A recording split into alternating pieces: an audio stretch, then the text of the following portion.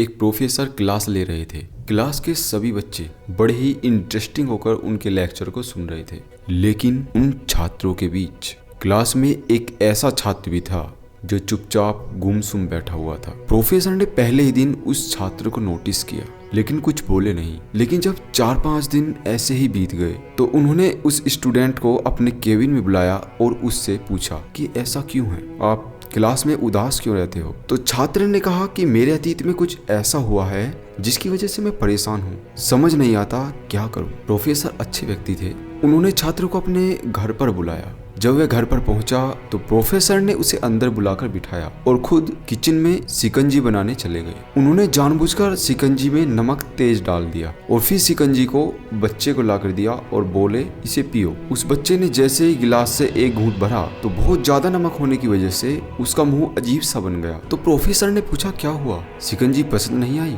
उसने कहा नहीं सर, ऐसी बात नहीं है, बस शिकंजी में थोड़ा नमक ज्यादा हो गया था। प्रोफेसर ने कहा अरे अब तो ये बेकार हो गया, लाओ गिलास मुझे दो, मैं इसे फेंक देता हूँ। तो छात्र ने मना करते हुए कहा नहीं सर, बस नमक ही तो ज्यादा है, थोड़ी चीनी और मिला लेंगे तो स्वाद ठीक हो जाएगा। यह बात सुनकर प्रोफेसर सीरियस हो गए और बोले सही कहा तुमने, अब इसी से तुम समझो ये शिकंजी तुम्हारी जिंदगी है, इसमें घुला अधिक नमक तुम्हारे अतीत के बुरे अनुभव हैं। जैसे नमक को शिकंजी से बाहर नहीं निकाल सकते, वैसे ही उन बुरे अनुभवों को भी जीवन से अलग नहीं कर सकते। वे बुरे अनुभव भी जीवन का ही हिस्सा हैं, लेकिन जिस तरह हम चीनी घोलकर शिकंजी का स्वाद बदल सकते हैं, वैसे ही बुरे अनुभवों को भूलने के लिए जीवन में मिठास तो घोलनी ही पड़ेगी ना।